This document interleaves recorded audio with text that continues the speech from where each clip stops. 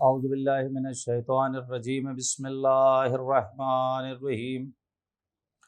الحمد للہ الذی ہدانا لہذا وما کنا لنہتدی لولا ان ہدانا اللہ، لقد جاءت رسل ربنا بالحق والصلاۃ والسلام علی سید الانبیاء والمرسلین وخاتم النبیین وعلیہ الطیبین الطاہرین، محبوب رب المشرقین والمغربین وجد الحسن والحسین، مولانا و مولا الثقلین ابی القاسم محمد۔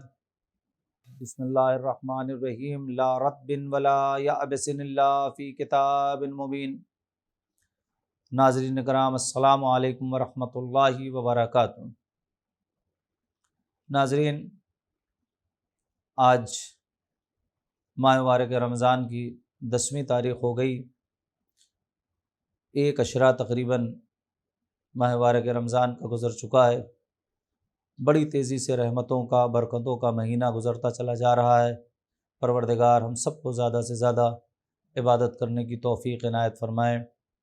اور میں ایک بار پھر ان تمام علماء اور ان تمام برادران کے لیے دعائے خیر کرتا ہوں کہ جن کی کتابوں سے اس پروگرام کے لیے یا جن کے مقالے سے اس پروگرام کے لیے استفادہ کیا گیا ہے۔ آج ماہ مبارک رمضان کی 10 ہے، لہٰذا ہم 10ویں پارے کے سلسلے میں گفتگو کریں گے۔ اس 10ویں پارے میں سورہ انفال کا بقیہ حصہ اور سورہ توبہ کا ابتدائی حصہ موجود ہے۔ سورہ انفال کا جو بقیہ حصہ ہے، ایک دو باتیں اس سلسلے میں جو کل رہ گئی تھیں وقت کی کمی کی بنا پر، وہ انشاءاللہ آج پوری کی جائیں گی، اور اس کے بعد سورہ مبارک توبہ کے سلسلے میں کچھ باتیں آپ حضرات تک پہنچائی جائیں گی۔ سورہ مبارک انفال میں جو گفتگو چل رہی تھی اس میں وجوب خمس کے احکام اور خمس کا حکم۔ زکوٰۃ کی طرح خمس بھی ایک مالی فریضہ ہے، اور خمس کے مصارف بیان ہوئے ہیں کہ اس کے مصارف کیا ہیں اور کن کن لوگوں میں اس کو تقسیم کرنا ہے، اور وہ آپ جب آج پڑھیں گے تو انشاءاللہ آپ کو اس کے مصارف کا ذکر ہوگا۔ میرے پاس وقت نہیں ہے کہ میں خمس کے تمام مصارف کا اور خمس کے مسائل اس وقت بیان کروں، لیکن میں چونکہ حقوق قرآن کے سلسلے میں یہاں گفتگو چل رہی ہے، لہٰذا میں اس سے پہلے بھی یہ بات عرض کر چکا ہوں کہ اس کے جو بھی فوائد بیان کیے جائیں گے یہ صرف ظاہری فوائد ہیں۔ قرآن کا جو معنوی اور روحانی فائدہ ہے اس کے بارے میں ہم سوچ نہیں سکتے ہیں، وہ ہماری تصور سے بالا ہے۔ یہ وہ فوائد ہیں، یہ وہ باتیں صرف بتائی جا رہی ہیں تاکہ ہمارے اندر شوق پیدا ہو جائے زیادہ سے زیادہ تلاوت قرآن کا، ہم پروردگار عالم کے قول سے متمسک ہو جائیں۔ اس لیے ان چیزوں کا ذکر کیا گیا ہے۔ جیسا ابتدا میں مولا کائنات کی حدیث میں نے پیش کی تھی کہ مولا فرماتے ہیں کہ قرآن کا 4 حق ہے۔ پہلا حق ہے اسے پڑھا جائے، پھر اسے سمجھا جائے، پھر اس پر عمل کیا جائے، اور اس کے بعد لوگوں تک اسے پہنچایا جائے۔ ہم لوگ عام طور سے پڑھنے کی منزل تک رہتے ہیں، بقیہ 3 منزلوں تک ہم نہیں پہنچ پاتے ہیں۔ بس پہلی منزل پہ ہی ہم اکتفا کر لیتے ہیں اور انف ہو جاتا ہے کہ بس کافی ہو گیا، ہم نے قرآن پڑھ لیا۔ نہیں، اگر آپ نے قرآن پڑھ لیا ہے تو اب آپ دوسری منزل میں جائیں، اسے سمجھیں۔ تو اس کے لیے سب سے پہلی بات یہ ہے کہ آپ کو ترجمے کے ساتھ قرآن پڑھنا پڑے گا، کہ آپ ترجمے کے ساتھ قرآن پڑھیں۔ جب ترجمے کے ساتھ پڑھیں گے تو ہی آپ قرآن سمجھیں گے کہ خدا چاہتا کیا ہے۔ جب سمجھیں گے تو پھر اس پر عمل شروع ہوگا، اور جب الحمدللہ عمل کرنے لگیں گے تو پھر ہم دوسروں تک اس کو پہنچانا شروع کریں گے۔ تو خمس کا حکم اس میں بیان کیا گیا ہے، اس کے مصارف بیان کیے گئے ہیں زکوٰۃ کی طرح سے، یہ بھی ایک مالی فریضہ ہے۔ اس کے علاوہ غزوہ بدر کے حالات اس میں بھی تقریباً مفصل بیان کیے گئے ہیں، غزوہ بدر کے حالات۔ اس کے علاوہ غزوہ بدر کے ہی ذیل میں پروردگار عالم نے نصرت کے، ایک انسان کی نصرت کے 4 اسباب، یعنی خدا کی مدد کب ہوگی۔ آدمی سوچتا نا کہ بھی خدا مدد کرے گا، ہم کہتے ہیں عام طور سے خدا مددگار ہے، خدا کب مدد کرے گا۔ اسی جنگ بدر کے اسباب میں قرآن مجید میں ذکر ہے خدا کی نصرت کے اسباب۔ کہ کب خدا مدد کرے گا؟ سب سے پہلی بات یہ ہے کہ انسان ثابت قدم رہے. جنگ کی بات چل رہی ہے لیکن مطلقاً اگر آپ کسی معاملے میں یا خدا کی راہ پر صراط مستقیم پر ثابت قدم ہیں تو خدا کی مدد ہوگی. لیکن اگر ہمارا پیر ڈگمگا رہا ہے، ہم لرز رہے ہیں، تو پھر خدا کی مدد بھی نہیں آئے گی.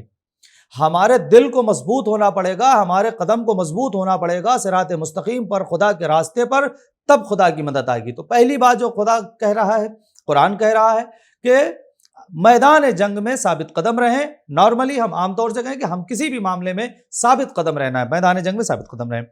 دوسری، کثرت سے ذکر پروردگار کریں. ہر لمحہ ہمیں اللہ کا ذکر کرنا ہے، کوئی ایک لمحہ بھی ہمارا ذکر پروردگار سے خالی نہیں جانا چاہیے. اس کے لیے بہت سی چیزیں ہیں، بہت سی تدابیر ہیں جن کو آپ کر سکتے ہیں. مثلا اگر آپ نے رات میں سونے سے پہلے آپ نے وضو کیا اور وضو کر کر ایک بار سورہ الحمد اور 3 مرتبہ سورہ قل اللہ پڑھ کر سو گئے تو پوری رات آپ کی عبادت میں گزر رہی ہے. یہ ذکر پروردگار ہے. یہ سونے جاگتے وقت آپ تسبیح پڑھیں، سبحان اللہ، الحمدللہ، یا تسبیحات اربع پڑھتے رہیں، جو بھی کثرت سے ذکر، یا صرف صلوات پڑھتے چلے جائیں، جو بھی آپ پڑھ رہے ہیں، لیکن کثرت سے ذکر پروردگار ہوگا تو خدا کی مدد ہوگی. 2 باتیں. تیسری، اختلاف اور لڑائی جھگڑے سے بچنا. اگر خدا کی مدد چاہتے ہیں تو ہمیں اختلاف سے بچنا چاہیے. خدا کی مدد چاہتے ہیں تو ہمیں لڑائی جھگڑے سے بچنا ہے. جو لڑائی جھگڑا کرے گا، جو اختلاف کرے گا آپس میں، خدا کی مدد اسے نہیں پہنچے گی. خدا کی مدد ان لوگوں سے پہنچتی ہے، ان لوگوں تک پہنچتی ہے جو ثابت قدم ہوتے ہیں خدا کی راہ میں، لڑائی جھگڑے میں نہیں، اختلافات میں نہیں. آج ہمارے ہاں سب سے بڑا مسئلہ اختلاف کا ہے. ایک دوسرے کے درمیان خوب ہم اختلاف کرتے نہیں ہیں تو کبھی کبھی ہوا دے دیتے ہیں. نہ ہمیں اختلاف کرنا ہے اور نہ اختلافات کو ہوا دینا ہے. چوتھی، ایسے حالات جب بن جائیں کہ جو ہمارے مزاج کے مطابق نہ ہوں، پھر بھی ہم صبر کریں تو خدا کی مدد آئے گی. ہوتا ہے کبھی کبھی زندگی میں کہ حالات ایسے بن جاتے ہیں جو ہمارے مزاج کے خلاف ہیں. یار یہ کیسے ہو گیا، یہ نہیں ہونا چاہیے تھا. لیکن اس کے بعد بھی اگر ہم ایسے عالم میں صبر کرتے ہیں تو پروردگار عالم کی طرف سے خصوصی کمک اور خصوصی مدد ہمیں ملے گی. یہ 4 چیزیں آپ یاد رکھیے گا. اگر آپ چاہتے ہیں کہ خدا کی مدد آپ کو ملے، ہر معاملے میں خدا ہمارا مددگار ہو، تو ہمیں صراط مستقیم پر ثابت قدم رہنا ہے، ہمیں کثرت سے ذکر پروردگار کرنا ہے، اختلاف اور لڑائی جھگڑے سے بچنا ہے، اور چوتھی، ناموافق حالات میں بھی صبر کرنا ہے. یہ 4 چیزیں. اس کے علاوہ جب آپ آگے جائیں گے تو اس کے اندر ایک چھوٹا سا واقعہ بیان ہوا ہے جو بہت اہم ہے، جس میں پروردگار عالم نے تمام کے تمام کو غرور کو چکنا چور کیا. عام طور سے میں بہت بڑا آدمی ہوں، وہ میرے اسٹیٹس کا نہیں ہے، میرا لیول الگ ہے، میں خاندانی آدمی ہوں، وہ ایسا آدمی ہے.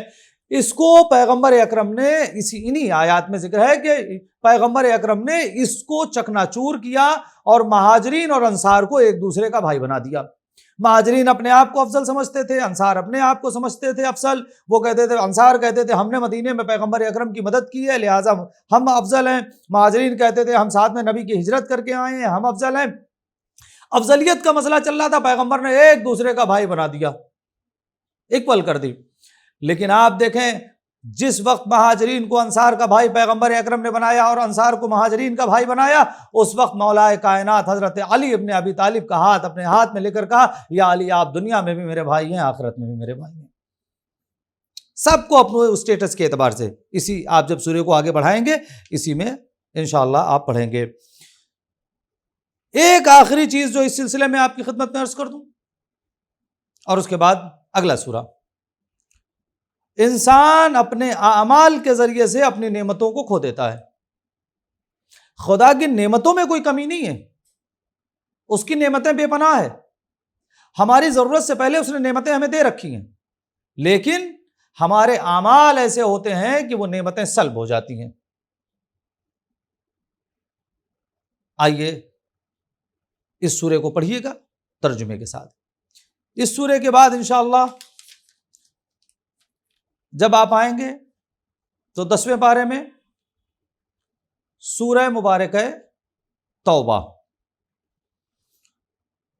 سورہ توبہ پہلے اس کے پڑھنے کے فوائد کیا ہیں یہ آپ سن لیجئے، اس کے بعد وقت رہا تو انشاءاللہ ہم تھوڑی باتیں اس سلسلے میں بھی ذکر کریں گے۔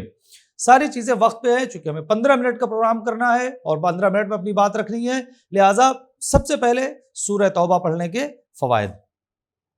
نمبر 1، جو شخص اس سورہ کی تلاوت کرے گا وہ نفاق سے بری ہوگا۔ اس سورہ کو سورہ برات بھی کہتے ہیں، سورہ توبہ، سورہ برات بھی ہے، تفصیل میں انشاءاللہ ہم آئیں گے اگر وقت رہا تو۔ سب سے پہلے نمبر 1، جو شخص اس سورہ کی تلاوت کرے گا وہ نفاق سے بری رہے گا۔ نمبر 2، جو شخص اس کو لکھ کر اپنے عمامے یا ٹوپی میں رکھے گا تو وہ چور سے محفوظ رہے گا۔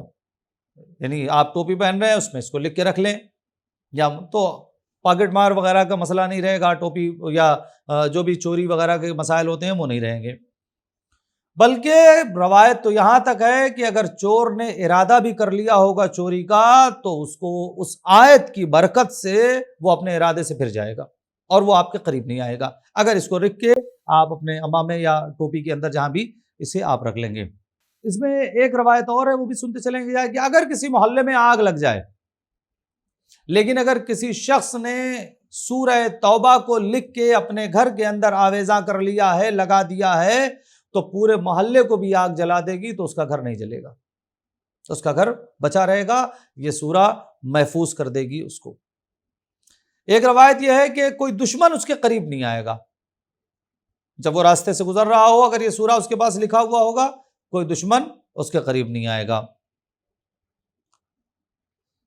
ایک روایت اور ہے، یہ بھی سن لیجئے اس سلسلے میں، اس کے بعد تفصیل کے ثعلبی سے روایت ہے کہ پورا قرآن یا اکثر قرآن آیت آیت کر کے نازل ہوا ہے، کبھی 1 آیت، کبھی 2 آیت، کبھی 5 آیت، کبھی 10 آیت، کبھی 25 آیت، اس طریقے سے قرآن نازل ہوا ہے۔ مگر سورہ الحمد اور سورہ توبہ یہ پورے کا پورا ایک ساتھ نازل ہوا ہے، اور اس کے ساتھ 70,000 فرشتے نازل ہوئے تھے۔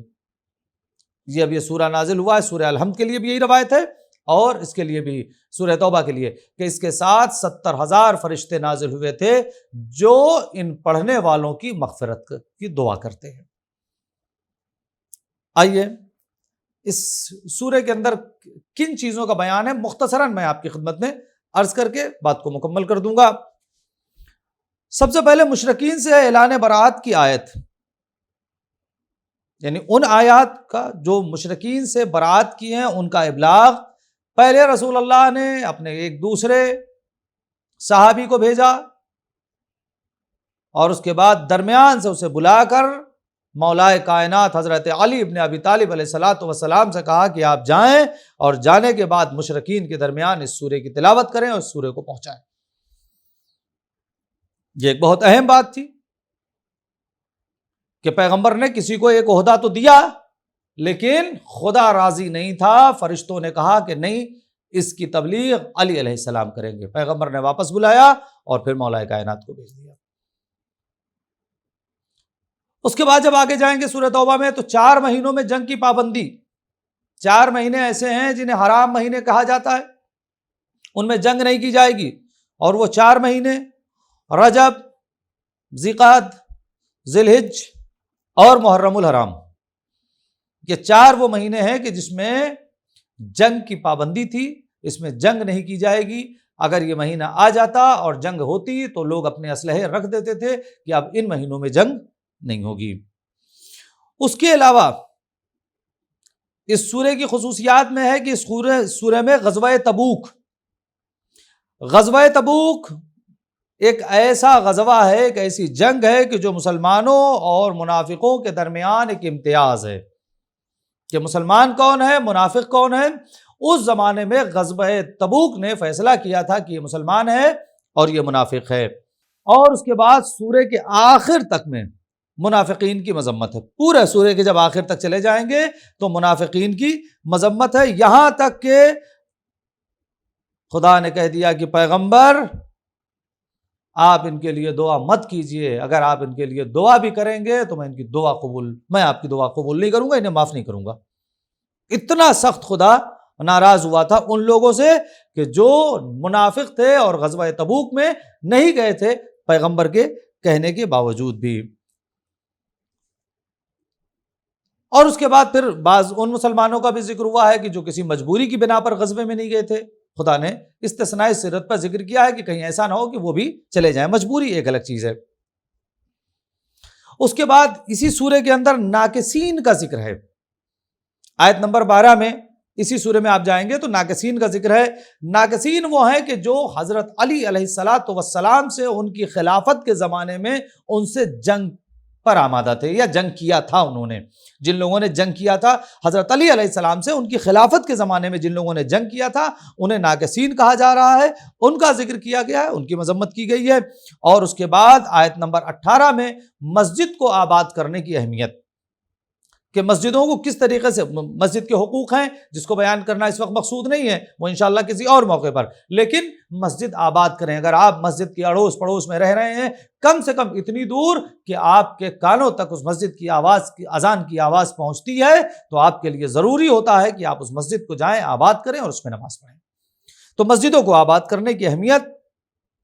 اور اس کے بعد اسی سورے میں آیت نمبر 33 میں 33 میں اسلام کو پوری دنیا میں غلبہ پا جانے کے نوید، غلبہ پا جانے کی نوید اسلام کے، جو انشاءاللہ تعالی حضرت امام مہدی عجل اللہ تعالی فرجہ الشریف کے ظہور پر موقوف ہے۔ انشاءاللہ امام تشریف لے آئیں گے، اس آیت کی سچی تعبیر اور سچا مصداق پورا ہوگا اور پوری دنیا میں اسلام کا انشاءاللہ غلبہ ہوگا۔ یہ خدا کی طرف سے نوید ہے عام مسلمانوں کو کہ انشاءاللہ اسلام کا غلبہ پوری دنیا پر ہوگا، گھبرانا نہیں، قرآن میں لکھا ہوا ہے۔ اس کے بعد کہ زکوٰۃ کے مصارف، کہ زکوٰۃ کو کس طریقے سے اور کن کن لوگوں میں خرچ کرنا ہے، وہ انشاءاللہ آپ کی خدمت میں بیان کیا جائے گا۔ وآخر دعوانا ان الحمد للہ رب العالمین۔ ناظرین انشاءاللہ کل پھر ملاقات ہوگی، تب تک کے لیے خدا حافظ، التماس دعا۔